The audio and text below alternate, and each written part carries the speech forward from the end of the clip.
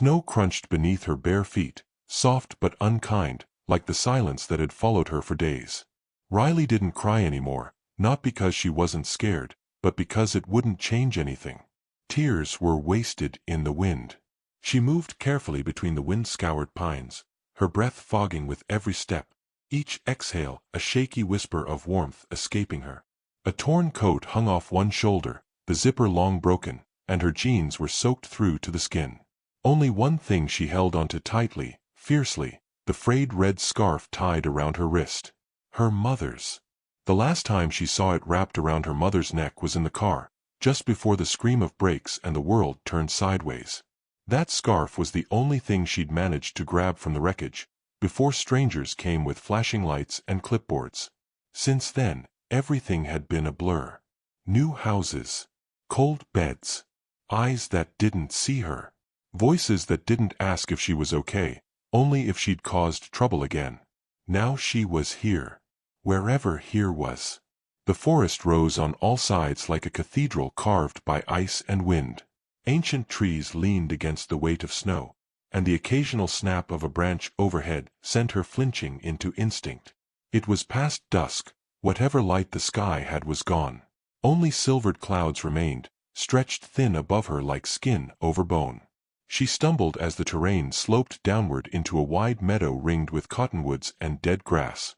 It opened like a quiet breath in the midst of so much pressure. For a second, just a second, Riley let herself pause. Her feet ached. Her fingers had gone numb, though she refused to check the color. She knew what frostbite looked like. She didn't want to know if it had started on her. A movement caught her eye. At the far end of the meadow, just beyond a frozen creek, a shape emerged from the dusk like it had been carved from it. 4 legs. A mane that blew with the wind. Then another. And another. She stood still as the breath caught in her throat. Wild horses. She'd seen pictures before, book covers and dusty posters on the walls of a group home library, but nothing like this. There were 7, maybe more, moving in a slow arc across the meadow. Their coats varied, dappled gray, golden chestnut, one pale as snow. But the one at the front stopped her heart. Black as coal, muscles taut and lean, with a long scar slashing through its ear and down the left side of its face. The stallion.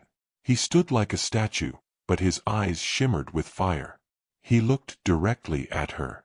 Her mouth parted, but no sound came out. The rest of the herd shifted uneasily, catching her scent. She didn't move. Didn't breathe. She didn't want to scare them. But her knees were shaking and the cold pressed harder now, creeping inside her chest like a second heartbeat. Then the stallion huffed and turned, and in a beat the herd was gone, disappearing into the treeline with the sound of hooves muffled by snow. She stood alone again, staring at the place where they'd been. Something inside her twisted, not sorrow, not awe, but something in between. A longing so sharp it hurt. Darkness fell like a curtain. She couldn't stop now. Couldn't sleep here in the open. Not with the cold. Not with whatever else was out here. So she moved again, slow and stubborn, forcing her feet into motion. Each step hurt more than the last. Her breath turned shallow. She found shelter in a shallow ravine where the trees pressed together tightly. An old, toppled log formed a makeshift roof against the bank. It wasn't warm, but it was cover. She crawled beneath it, curling into herself. The scarf stayed around her wrist. She pulled it close to her face and closed her eyes. It wasn't sleep that came, but something like it, distant and disjointed. A haze of memory. Her mom singing softly in the kitchen. The smell of vanilla candles. Laughter in the car when the radio played that stupid dog song they both hated. And then, the howl shattered it all. Her eyes flew open. Another howl answered it, closer. She sat up fast, heart hammering so loud she could hear it in her ears. Wolves. She scrambled out of the log shelter and pressed her back against the bank, eyes darting. Snow reflected the moon just enough to cast the world in shades of silver. The sound came again, closer now, and from more than one direction. She'd read about wolves. She knew what it meant when they circled first. A flicker of movement on the ridge above her. Then another. They were coming. Her breath broke in ragged bursts. She looked around for anything, rocks, sticks, anything she could use, but there was nothing in reach. The world had gone still again, save for the steady pad of paws in the snow. Then she saw them. 3 at first, creeping low along the edge of the trees, coats sleek, eyes glowing faintly with reflected light. One snarled, baring its teeth. Another slipped to the side, flanking. Riley backed up until her shoulders hit frozen bark. She didn't scream this time. There was no point. But something deep in her chest rose up, anger, defiance, maybe just the primal instinct not to go out quietly. She grabbed a branch from the ground, too thin to be called a weapon, and stood her ground. The wolves came closer. Then the ground shook. At first, she thought it was the panic in her blood. But then it grew, low, rhythmic, thudding, like distant drums under the earth. The wolves froze. And from the darkness came thunder. A blur of motion broke through the trees. First one, then many. The wild horses charged down the ridge with terrifying speed, manes flying, snow flying in their wake. The black stallion led the charge. He screamed, a sound that split the night, and reared just feet from where Riley stood. The wolves scattered. Chaos erupted. Riley dropped the branch and dropped to her knees, shielding her head as hooves thundered past her, kicking snow and earth into the air. The wolves darted between trees, yelping and retreating, outnumbered and outmatched by sheer momentum and fury. When the sound began to fade, she dared to look up. The herd circled back once, then slowed. The black stallion walked toward her, not fast, not aggressive. Deliberate. Purposeful. He stopped a few feet away. Riley stared into his eyes. They were dark, bottomless, but not cold. Something passed between them. Recognition. Maybe understanding. She didn't move. Didn't dare. The stallion lowered his head. His breath puffed out in short clouds. Then, just as suddenly as he'd appeared, he turned and walked away. The herd followed. Riley sat there, shaking, the snow around her trampled and wild. Her heart was still racing, but her fear had changed. She wasn't alone. Not entirely. The wolves didn't return that night. When dawn broke, soft and pale, she found herself still kneeling in the same spot, barely aware she'd fallen asleep sitting up.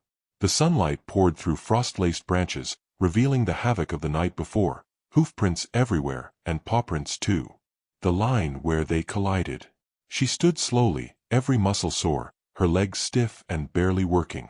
Hunger gnawed at her stomach now, worse than before. But it wasn't fear she felt anymore. Something stronger had taken its place. She looked out toward the meadow where she'd seen the horses first. They were gone. But she knew where they'd gone. Somehow, she knew. She started walking. The pain in her feet made her limp. Her fingers burned as blood returned to them, and her lips were cracked and dry. But she kept going, guided by instinct and hope and something deeper. She followed the trail of broken snow, the faintest echo of hoofprints that led toward the rising sun. The wind shifted through the trees like a whisper. Somewhere, not far off, a stallion neighed. Not a threat. A call. And she answered. The snow was thinner here. It crunched less and whispered more, as if the earth itself were holding its breath. Riley followed the trail of hoofprints etched like soft scars across the slope, weaving between birch trees and sun-bleached boulders.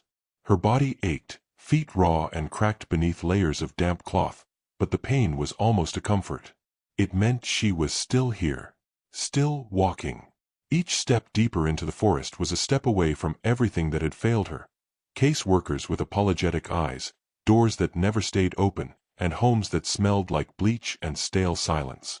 She didn't know where this path led, but she knew what had waited behind her. And that, more than anything, kept her moving. The tracks veered down into a shallow gulch rimmed with red willow and frozen pools, catching the morning sun in flickers. She slowed, crouching beside a hoofprint filled with meltwater, and touched the edge of it. The print was fresh, maybe minutes old. Her breath caught. A snort. Her head snapped up. There, on the far side of the glade, stood one of them. A chestnut mare with a jagged white blaze across her muzzle. Her coat shimmered with frost, and her ears flicked toward Riley, alert but not afraid. Behind her, half hidden in the brush, came the sound of more hooves, the quiet rustle of bodies shifting. Riley didn't move. She let the stillness stretch between them, tried to shrink her presence. No sudden motion. No words. The mare took a single step forward. Riley's pulse thumped in her ears. She reached into her coat pocket, pulled out a broken granola bar, half smashed from days of jostling, and crumbled it in her palm. She held it out, not expecting anything, not really. Just offering. The mare snorted again and backed away slowly, retreating into the thicket, vanishing into shadows and leaves. But she hadn't run. And that, somehow, felt like a beginning. Riley followed at a respectful distance, weaving between brush and tree trunks. She caught glimpses of movement, flashes of flanks, the swish of a tail, the ripple of breath in cold air. They knew she was there, but they didn't bolt. That was enough. For 2 days, she shadowed them. Never close enough to spook them, never so far she lost the trail. She drank from the same stream they used, slept in the hollow of an old cedar tree, and scavenged frozen berries and bark for sustenance. She moved like a shadow among shadows. And slowly, the herd began to tolerate her. The black stallion never let her close.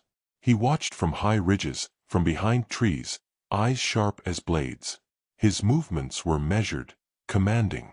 When the wind shifted and carried her scent, he would lift his head and stare until she stopped.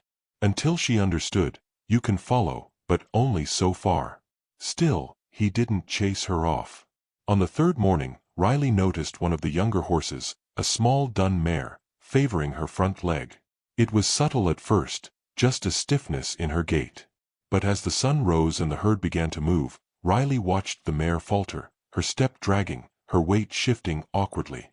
No one else in the herd paid her any mind. Horses didn't coddle the weak. Riley's instincts kicked in. She didn't think. She just moved, circling wide, careful not to stir panic. The herd had stopped to graze on a patch of yellowed grass exposed by wind. The stallion stood at the edge, his head high, watching everything. Always watching. Riley dropped to a crouch and approached the injured mare from the side, her hands open, her voice soft. "Hey there, girl," she murmured. "It's okay. I'm not gonna hurt you. Promise." The mare flinched but didn't flee. Her nostrils flared. Her ears twitched. Riley crept closer and knelt beside the leg. She could see it now. Wedged between the hoof and the pad was a sharp chunk of rock, black and jagged, crusted with dried blood. The mare shifted her weight, letting out a small, painful snort.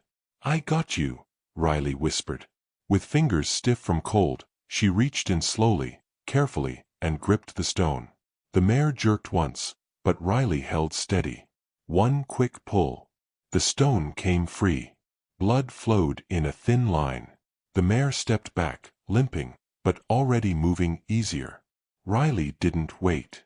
She backed away, hands raised, and sat down on the cold ground, breathing hard.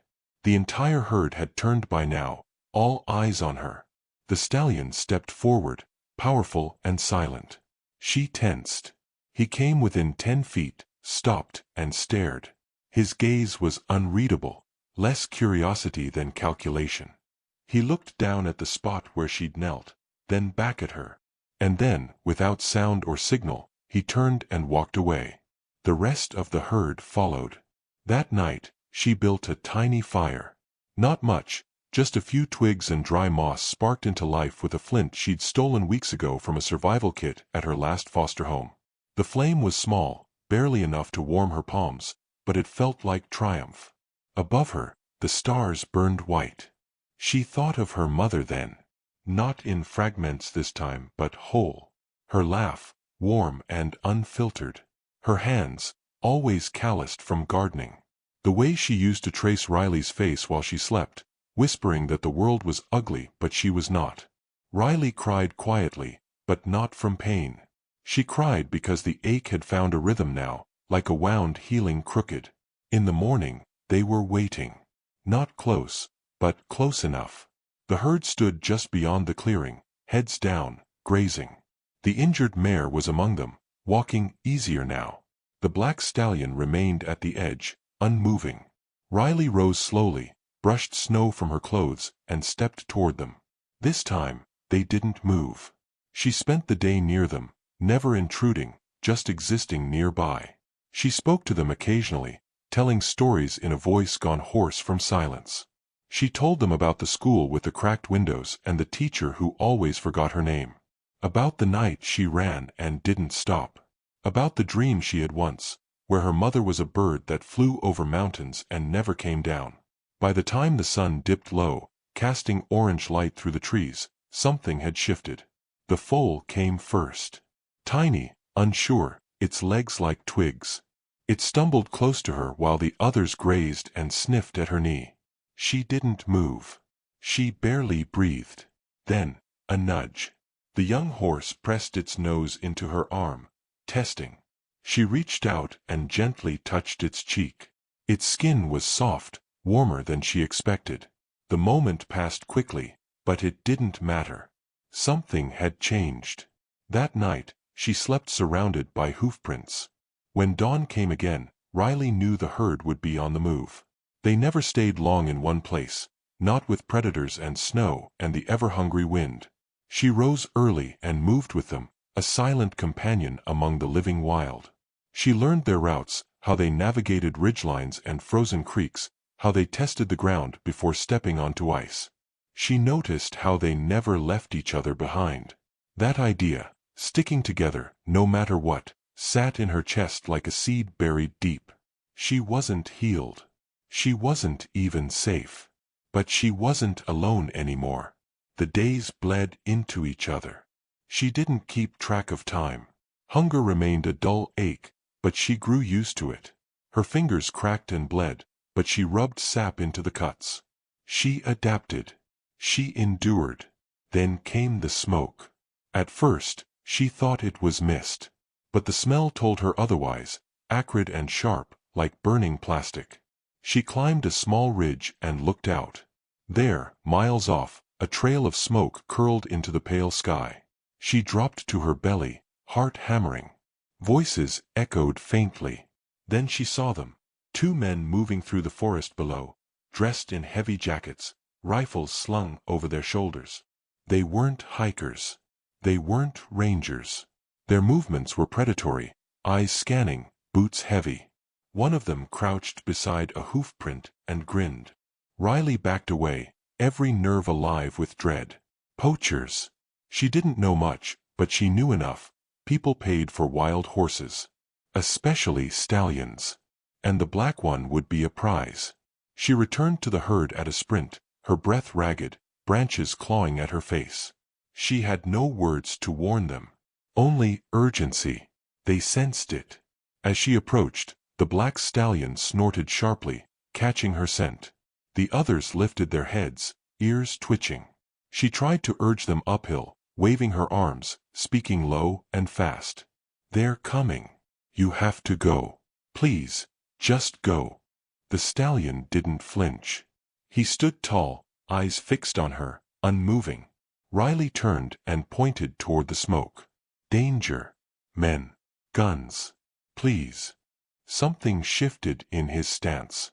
A subtle change, a flicker of understanding, or maybe just instinct. Then he whinnied, loud and fierce, and took off toward the hills. The herd followed. She ran behind them until her legs gave out, watching the shapes vanish into the timberline like smoke in reverse. And when silence returned, she stood alone again, empty, cold, and more determined than ever to protect what had finally started to feel like home.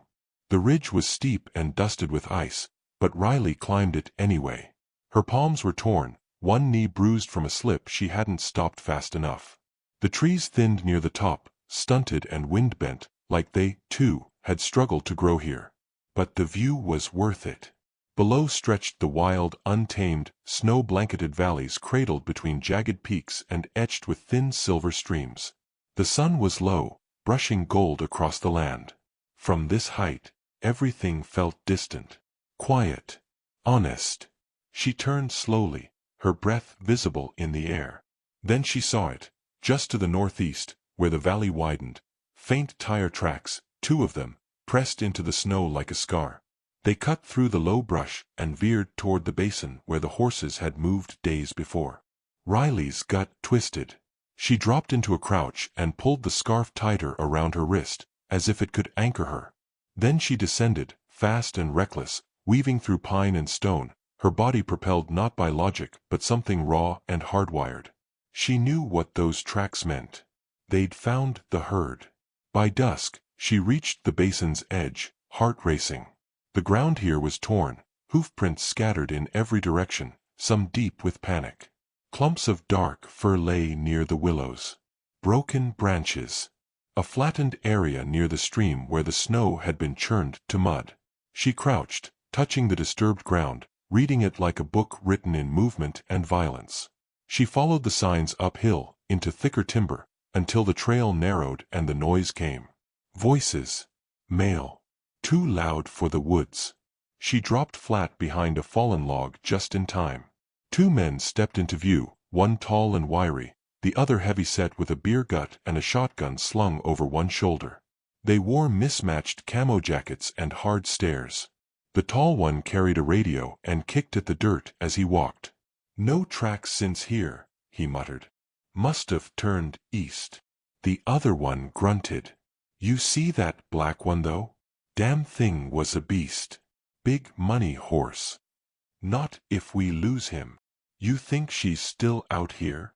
The wiry one paused, scanning the trees. "Could be. Tracks look small. Could be hers." The heavy-set man spat. "I swear, if she messed with our stuff again." Their voices faded as they moved on, but Riley didn't rise. She stayed pressed to the earth long after they'd gone, teeth clenched, heart drumming like a war beat. They'd seen the stallion. She couldn't let them take him. Couldn't let them take any of them. That night, she didn't sleep. Instead, she retraced the men's tracks, eyes alert for snares or salt traps. Near a rocky outcrop, she found their camp, a battered canvas tent, beer cans, a smoldering fire pit, and 2 dirt bikes parked under a tarp. One of them had a rifle tied to the handlebars. She waited until silence confirmed they were asleep. Then she moved, slow and quiet, breath measured. She slit the tires with a rusted piece of glass she'd scavenged days ago and tossed it aside. It wasn't enough. They could still walk, still shoot. But it would slow them. The next morning, she returned to the herd. They were deeper now, tucked between ridges and icy creeks, feeding cautiously. The foal was limping again but still moving. The injured mare, now nearly healed, watched Riley approach and didn't shy away. Neither did the others. But the black stallion saw her first. He rose from behind a rock, ears pricked, body tense. Riley didn't speak. She didn't raise her hands or make herself smaller. Instead, she walked forward until they stood 10 feet apart, eye to eye. "They're coming," she said softly. "You saved me once. Let me help you now." He blinked. She reached into her coat and pulled out a strip of bright orange fabric she'd torn from one of the men's hunting flags. She tied it to a nearby branch, high and visible. "A warning," she whispered. "They'll know someone's been here." The stallion didn't move. But that night, the herd shifted east again, deeper into a gorge choked with fallen trees and jagged stone. Riley followed them silently. They were trusting her now, even if they didn't understand her words. She slept between roots that night, curled like a fox, the scarf against her cheek. The next day brought snow. Not the soft kind, but wind-driven, sharp flakes that stung like grit. Riley shielded her face and trudged on. The forest darkened under the cloud-heavy sky, and her stomach twisted with hunger. Still, she kept going. She had something now. Something bigger than herself. In a clearing, she found a snagged radio antenna. It jutted from a snowbank, attached to a broken walkie-talkie. She knelt, brushing away the snow. It was rusted, old, but it sparked an idea. She remembered passing a ranger tower her first day out, tucked against the cliffs like a forgotten sentinel. If she could get there, if it still had power, she might be able to send a signal. Something to draw attention. Rescue. Not for her. For them. It took hours to find the trail again. By the time she reached the tower, her lips were blue and her fingers useless. The wooden steps were half-rotted and iced over, but she climbed anyway, one agonizing rung at a time. The door creaked open. Inside was dust and silence. A metal cot. A wood stove. And, in the corner, a solar-powered CB radio. She moved on instinct. Switched it on. Static crackled. "Hello," she rasped. Anyone out there?" More static. She tried again. Her voice broke. She hit the switch harder. "Please. There are poachers. Horses. There." A click. Then, "This is Ranger Holt. Repeat your transmission." Her breath caught. She dropped to her knees. "They're hunting the wild herd. A stallion. Near Cold Ridge. I don't know the exact mile, but they're close. They've got guns. Please." A pause. "Stay put," came the answer. "We're dispatching a team." She didn't respond. Couldn't. She curled against the wall, trembling from cold and relief. But she didn't stay. She couldn't. By the time the sun began to drop behind the peaks, she was back with the herd. The poachers were coming again. She could feel it. In the hush between trees, in the way the birds scattered. The black stallion stood at the ridge's edge, staring out. He turned when she arrived. "I called help," she whispered. "But we have to hold out." That night, the woods were too quiet. Not a single howl. Not even wind. Just a silence so deep it rang. And then came the sound, twigs snapping. Slow boots. Dull voices. She was out of time. She grabbed a rock and crawled to the trail where the men approached. Her fingers shook. Her heart pounded. They were 5 yards away. One man raised a flashlight, sweeping it across the trees. She hurled the rock. It struck a tree to their right, hard. They turned, confused. What they? She darted left. They gave chase. She led them away, down an icy trail, over roots, through deadfall. Her breath burned. Branches tore at her skin. One of them shouted. A gunshot cracked through the dark. But she didn't stop. She ran until her legs collapsed. Until the pain became blur. Until the voices faded behind her, replaced by another sound, thunder. The horses were coming. Riley lay in the snow, too spent to move, watching the ridge above. The herd poured over it like a tide. Snow exploded around their hooves. The poachers turned at the noise, too late. The black stallion led the charge, eyes aflame. He didn't hesitate. He crashed into the nearest man like a force of nature, sending him sprawling. The second tried to raise his gun, but a second mare reared up, hooves slashing. Riley dragged herself upright. She saw them scatter, men stumbling, dropping gear, fleeing into the trees. The horses didn't follow. They returned to Riley instead. The stallion approached her slowly. His sides heaved. His breath steamed. He nudged her shoulder. She pressed her forehead to his. "I knew you'd come," she whispered. And somewhere far off, sirens howled, too distant to stop what had just happened, but loud enough to promise that soon, this part would be over. Riley sat in the snow, surrounded by the herd. Alive. Seen. The stallion turned his head toward the hills, then back to her. She knew he wouldn't stay much longer. Neither would she. The snow had begun to fall again.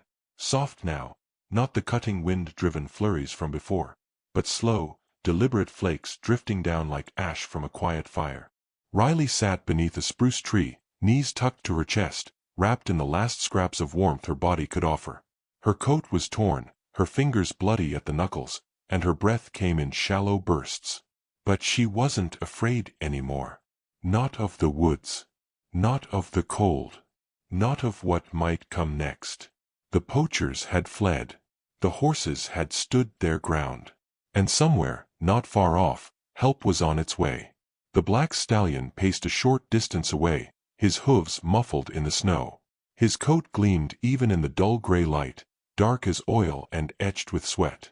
He was restless now. The way wild things become once the fight is over and instinct urges them back into shadow. Riley's eyes followed him. The herd had settled again. The foal nuzzled its mother, no longer limping. The others stood in a loose formation beneath the bare trees, steam rising from their flanks, watching but not wary. She was one of them now, or close to it. Close enough to matter. And yet, she knew it couldn't last. Voices echoed in the valley. Not shouts. Orders. Calm and clipped. She turned toward the sound, barely visible through the drifting snow. A flicker of orange vests, the gleam of metal, the slow churn of boots over frozen ground. Rangers. They were fanning out from the base of the slope, approaching from the same trail the poachers had used. She recognized one of them from the radio, a tall man with graying temples and a steady gaze. He raised his hand as he spotted her. "You the girl on the line," he called. Riley stood slowly. Her legs were trembling, not from fear but from finality. She glanced at the black stallion once more. He was still. She stepped forward, dragging her body over snow and stone until she reached the edge of the clearing. One of the rangers moved to catch her, but she waved him off gently. She wasn't broken, just worn. "They're safe," she said hoarsely. "The horses. They're okay." The ranger nodded. "We got your call. Found the camp. 2 men in cuffs and a busted dirt bike to boot. You did good." Riley didn't answer.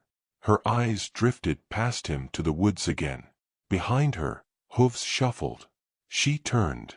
The black stallion had moved closer. Not a charge, not a warning.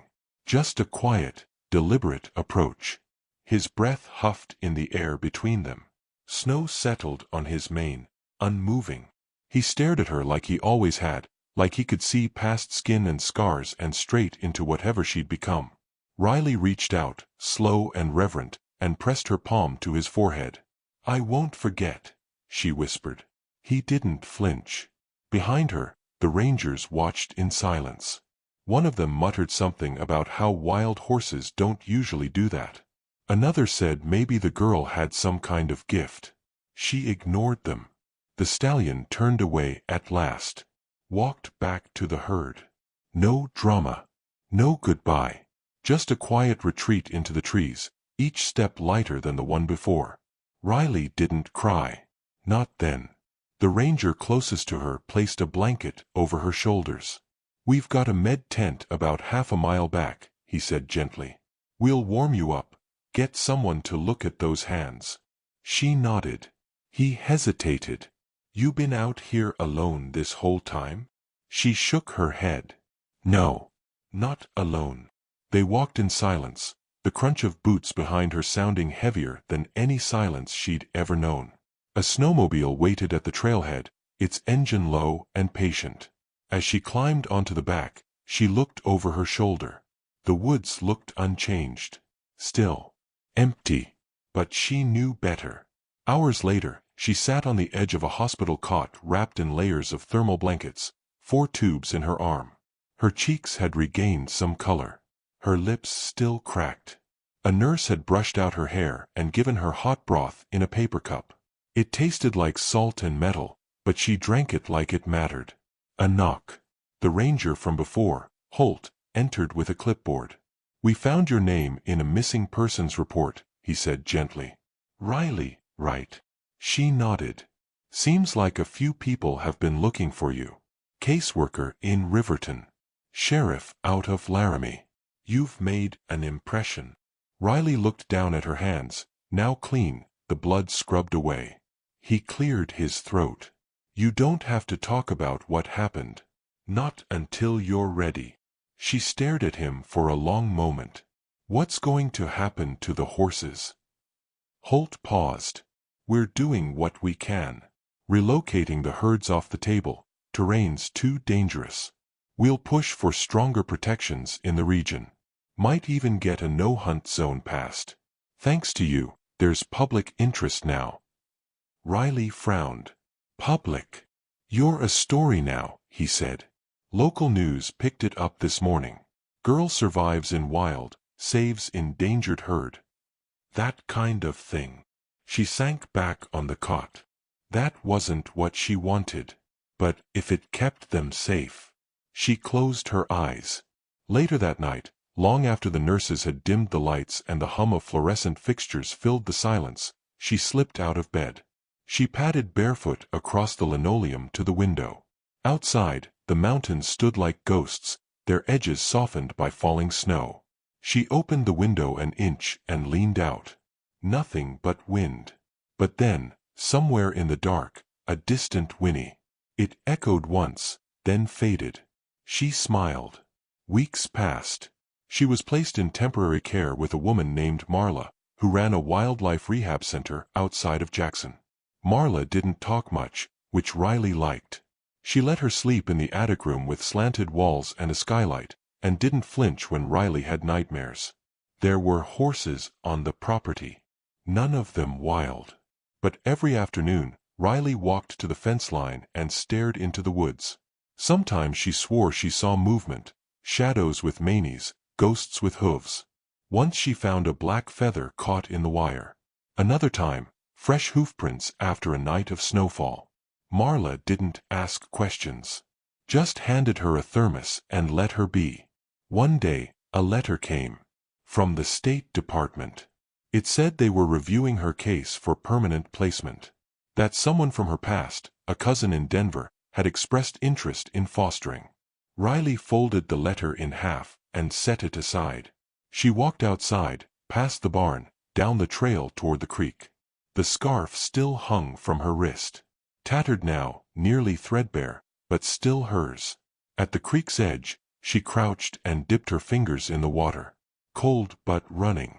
A good sign. A wind stirred. She looked up. On the far ridge, barely visible through the trees, a dark shape stood watching. It wasn't movement that gave him away.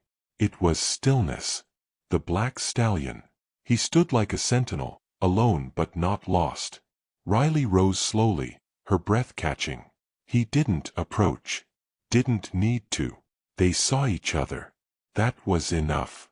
The wind shifted, carrying the smell of pine and snow and something else, something wilder. She raised her hand in silent salute. And he turned, melting back into the woods. Riley stood alone by the creek, her feet cold, her chest full. She had been hunted, hurt, forgotten. But she had not been broken.